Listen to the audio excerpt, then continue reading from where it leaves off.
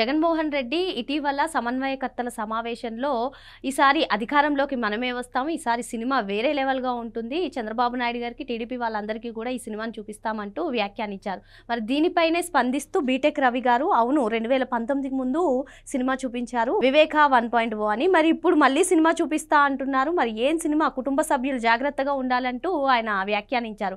మరి ఈ వ్యాఖ్యలను ఏ విధంగా చూడాలంటారు? నిజంగానే కుటుంబ సభ్యులు అలర్ట్గా ఉండాలా? ఏమంటారు మీరు? ఖచ్చితంగా అలర్ట్గా ఉండాలి. ఎందుకంటే జగన్మోహన్ నుంచి మాకు ప్రాణహాని ఉందని షర్మిల గారు వాపోయారు. సునీత గారు అయితే జూబ్లీహిల్స్ పిఎస్లోనే కేసు పెట్టారు హైదరాబాద్లో.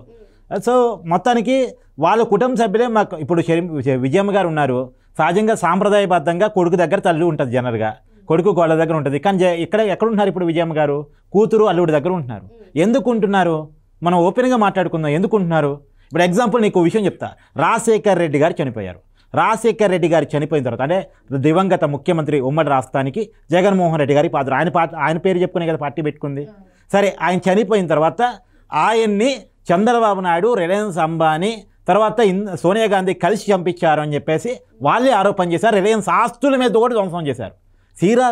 సీన్ కట్ చేస్తే 2019లో జగన్మోహన్ రెడ్డి గారు అధికారంలోకి వచ్చిన తర్వాత అదే రిలయన్స్ కుటుంబానికి రాజ్యసభలు ఇచ్చారు. అంటే నిజానికి తండ్రిని చంపింది రిలయన్స్ కుటుంబం అయ్యి ఉంటే, ఒకవేళ నిజం అయ్యి ఉంటే, అది వాళ్ళ ఆస్తుల మీద కూడా ధ్వంసం చేశారు కదా, ఆరోపించారు కదా మీరు. మరి అదే రిలయన్స్ కుటుంబానికి మీరు ఎందుకు రాజ్యసభ ఇచ్చారు? అంటే రాజశేఖర్ రెడ్డి చావును ఒక సినిమాగా వాడుకున్నారు, సానుభూతిగా వాడుకున్నారు, దాన్ని రెచ్చగొట్టే ప్రయత్నం చేశారు. అసలు అది నిజంగా ప్రమాదం, దాని వెనకాల జగన్మోహన్ రెడ్డి గారు రాష్ట్రం ఉందా? అది తేలాలి ముందు. మీరు ఇంకా వివేకానంద రెడ్డి గారు అయిపోయారు. వివేకానంద రెడ్డి గారి కంటే కూడా నేను మాట్లాడదలుచుకున్నాను. రాజశేఖర్ రెడ్డి గారు మరణించిన తర్వాత వాళ్ళు ఆరోపించిన మాట వాస్తవం కాదా? రిలయన్స్ ఆస్తుల మీద ధ్వంసం జరిగింది వాస్తవా కాదా? మళ్ళీ అదే రిలయన్స్ కుటుంబానికి జగన్మోహన్ రెడ్డి గారు రాజ్యసభ ఇచ్చారు, అవునా కాదా? నిజానికి రిలయన్స్ కుటుంబానికి కానీ ఆంధ్రప్రదేశ్ రాజకీయాలకు కానీ ఏమైనా సంబంధం ఉందా? ఏమైనా ఉందా? వాళ్ళు తెలుగు వచ్చా? తెలుగు రాజకీయాలతో సంబంధం ఉందా? వైసీపీ పార్టీకి సంబంధించిన వాళ్ళు, వైసీపీ పార్టీకి ఏమైనా సర్వీస్ చేసిన వాళ్ళ? వైసీపీ కోటాలు రాజ్యసభ ఎవరికి ఇస్తారమ్మా? వైసీపీ పార్టీకి సంబంధించిన కార్యకర్తలకు ఇస్తారు, నాయకులకి ఇస్తారు, ఆ పార్టీ కోసం కష్టపడ్డ వాళ్ళకి ఇస్తారు, తెలుగు రాజకీయాలతో సంబంధం ఉన్న వాళ్ళకి ఇస్తారు.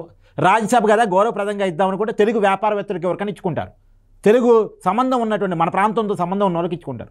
కానీ అంబానీ కుటుంబానికి ఎందుకు ఇచ్చారు? ఏ సంబంధాలతో ఇచ్చారు? మరి అదే కుటుంబం మీద నువ్వు చేసిన ఆరోపణ పరిస్థితి ఏంటి? అది నిజమా కాదా? క్లారిటీ చెప్పగలరు ఇప్పుడు జగన్మోహన్ రెడ్డి గారు. తర్వాత ఈ పాయింట్కి వద్దాను, వివేకానంద రెడ్డి గారి దారికి వద్దాం. వివేకానంద రెడ్డి గారు చనిపోయినప్పుడు అది గుండెపోటు అని చెప్పింది టీవీ5 చెప్పిందా?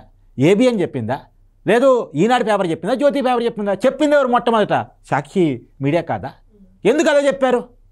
ఎందుకు అలా చెప్పాల్సి వచ్చింది? వివేకానంద రెడ్డి గారు చనిపోయినప్పుడు ఇది గుండెపోటు అని ఎందుకు చెప్పాల్సి వచ్చింది? తర్వాత సునీత గారు తిరగబడి బట్టి రీపోస్ట్ మార్టం చేయబట్టి ఆ రోజు చాలా క్లియర్గా అది హత్య అని తేలింది. హత్య అని తేలిన తర్వాత ఎవరి మీద ఒకరి మీద తొయ్యాలి కాబట్టి చంద్రబాబు నాయుడు గారు నారావారి రక్త చరిత్రను రాసుకున్నారు. అప్పట్లో ఆ ఎన్నికల్లో అది నమ్మారు జనం, సానుభూతి వచ్చింది, ఎన్నికల్లో గెలుపొందారు. తర్వాత సిబిఐ ఎంక్వైరీ ఏమని సునీతమ్మ అడిగితే, సునీతమ్మ అంటే వివేకానంద రెడ్డి కూతురు అడిగితే, సిబిఐ ఎంక్వైరీ చేస్తే అవినాష్ రెడ్డి బీజేపీలో పోతాడని. అంటే సిబిఐ ఎంక్వైరీ వేయడానికి అవినాష్ రెడ్డి బీజేపీలో పోవడానికి సంబంధం ఏంటి అని ఆమె ఆరా తీసి ఆమె కోర్టుకు పోయి సిబిఐ ఎంక్వైరీ వేయించుకుంటే ఈ నిందితుడిగా అవినాష్ రెడ్డి పేరు ఉంది. నేను చెప్పట్లేదు, సిబిఐ చెప్తుంది నిందితుడిగా అవినాష్ రెడ్డి పేరు. మరి అవినాష్ రెడ్డికి పదే ఎంపీ ఇస్తుంది ఎవరు? జగన్మోహన్ రెడ్డి గారు. బాబాయిని చంపిన వ్యక్తికి పదే ఎంపీ సీట్ ఇస్తున్నారు అంటే, ఆరోపించబడుతున్న వ్యక్తికి పదే ఎంపీ సీట్ ఇస్తున్నారంటే దీనికి జగన్మోహన్ రెడ్డి గారు బాధ్యత వహించాల్సిన అవసరం లేదా? వెనకాల జగన్మోహన్ రెడ్డి గారు ఉన్నారు అనుకోవాల్సిన అవసరం లేదా? అంటే చాలా క్లియర్గా అక్కడో సినిమా, వివేకం సినిమా నువ్వు చెప్పినట్టు అక్కడో సినిమా. ఇప్పుడు 2014 సినిమా హిట్ అయ్యి ప్రతిపక్షం వచ్చింది, 2019 సినిమా హిట్ అయ్యి అధికారం వచ్చింది. కానీ 2024లో ఏ సినిమా సరిగ్గా చూపించలేకపోయారు. చిన్న గులకరాయి మీద ఆధారపడ్డారు, జనం నమ్మలేదు. ఈవెన్ సొంత కుటుంబ సభ్యులు కూడా ఎవరు నమ్మలేదు. జగన్మోహన్ రెడ్డి గారికి నిజంగా గాయమైతే చిన్నపాటి ఇబ్బంది వచ్చినా సరే వచ్చి పరామర్శించే తల్లి కూడా వచ్చి నమ్మలేదు, రాలేదుగా. నువ్వు ఒకసారి చెక్ చేసుకో. గులకరాయి సంఘటన జరిగినప్పుడు విజయం వచ్చి పరామర్శించిందా లేదా? పరామర్శించలేదు. నేను చెప్తున్నాక పరామర్శించలేదు, కావాలని చెక్ చేసుకో, పరామర్శించలేదు. అలాంటిది అక్కడ తల్లి కూడా నమ్మనటువంటి ఆ సంఘటన అది వదిలేయాలి. అక్కడ బీసీ పాపం బిడ్డ అన్యాయంగా కాపాడ్డాడు, అనవసరంగా జైలుకి పోబడ్డాడు. ఆ కేసులో కూడా జగన్మోహన్ రెడ్డి గారు ఇప్పటికీ సహకరించలేదు, దాన్ని నిరూపించుకోవట్లేదు. నేను అన్నాను ఇదంతా పదే సినిమాలు, డ్రామాలు, ఆర్జీవితో ప్లాన్లు, అంతకుముందు పీకేతో ప్లాన్లు గీసుకున్నటువంటి జగన్మోహన్ రెడ్డి గారు ఇప్పుడు ఏం ప్లాన్ గీసుకున్నారు? ఎవరికి ప్లాన్ గీశారు? ఎవరు స్కెచ్ చేశారు? ఎందుకంటే జగన్మోహన్ రెడ్డి గారి ఖాతాలో మీరు చూస్తుంది కేవలం కొన్ని మాత్రమే. నేనంటే వివేకానందరెడ్డి గారు హత్య కేసుని ఎందుకు మాట్లాడతారు? ఆ హత్య కేసులో నిందితులుగా, అనుమానితులుగా, సాక్షులుగా ఉన్నటువంటి 6 కుటుంబాల్లో 6 వ్యక్తులు చనిపోయారు. వాళ్ళ గురించి ఎందుకు మాట్లాడరు? వైఎస్ అభిషేక్ రెడ్డి ఎవరైనా ఈ వివేకానంద రెడ్డి గారు చనిపోయినప్పుడు అది మర్డర్ కాదు, అది ఏదో ప్రమాదవస్తూ చనిపోయాడు, గుండెపోటు అని చెప్పడానికి కుట్టేసినటువంటి డాక్టర్ కాదా? అంత యంగ్ ఫెలో వైసీపీలో చాలా కీలకం వాళ్ళ కుటుంబంలో వ్యక్తి న్యూరో ప్రాబ్లంతో జగన్మోహన్ రెడ్డి గారి కోడికత్తి వైద్యం చేయించుకున్నటువంటి చంద్రశేఖర్ రెడ్డి గారి సిటీ న్యూరో హాస్పిటల్లో వైద్యం పొందుతూ చనిపోయారు. అది యంగ్ ఫెలోకి డాక్టర్ కూడా మరి అతను చాలా జాగ్రత్తలు తీసుకోవచ్చు. మరి అలాంటి వ్యక్తికి న్యూరో ప్రాబ్లం ఎందుకు వచ్చింది, అక్కడే ఎందుకు చనిపోయాడు? అర్థం కాని ప్రశ్న. వాచ్మెన్ రంగయ్యకి ఉన్నపలాన అనారోగ్యం ఎందుకు వచ్చింది? అర్థం కాని ప్రశ్న. భారతి గారి తండ్రికి ఉన్నపలాన అనారోగ్యం ఎందుకు వచ్చింది? అర్థం కాని ప్రశ్న. 6 చనిపోయారు. ఈ అన్ని చావులు చూసినప్పుడు అన్ని వేలు జగన్మోహన్ రెడ్డి వైపు చూపించట్లేదా? అంటే జగన్మోహన్ రెడ్డి గారి నుంచి సభ్య సమాజానికి ప్రాణహాని ఉంది, సొంత కుటుంబానికి ప్రాణహాని ఉంది. నేను చెప్పట్లేదమ్మా, సునీతమ్మ చెప్తుంది, షర్మిలమ్మ చెప్తుంది, విజయమ్మ చెప్తుంది మాకు ప్రాణహాని ఉంది అని చెప్పేసి. తర్వాత వివేకానందరెడ్డి కేసులో సాక్షులుగా ఉన్నోళ్ళు చెప్తున్నారు, నిందితులుగా ఉన్నోళ్ళు చెప్తున్నారు. ఏటూ ఉన్నటువంటి వ్యక్తి బయటకు వచ్చి చెప్తున్నాడు కదా ఈ మధ్యకాలంలో ప్రాణహాని ఉందని చెప్పేసి. కాబట్టి అందరూ జగన్మోహన్ రెడ్డి గారి వైపు చెప్తుంటే నాకు ప్రాణహాని ఉందని వాపోతాడు ఎందుకైనా. ఇంకోటి, ఎవరికి ఎంత సెక్యూరిటీ ఇవ్వాలనేది ఇంటెలిజెన్స్ నివేదికల మేరకు, అతని గతంలో జరిగిన దాడులు, అతనికి ఉన్నటువంటి రిస్కులు, అతని గతంలో ఎవరైనా హెచ్చరించున్నారా అనేటువంటి అన్ని పాయింట్స్ ఆధారంగా ఇంటెలిజెన్స్ నివేదిక ఆధారంగా సెక్యూరిటీ కల్పిస్తారు. నిజానికి ఆయన మాజీ ముఖ్యమంత్రి హోదా మాత్రమే, ప్రతిపక్ష నాయకుడు కూడా కాదు.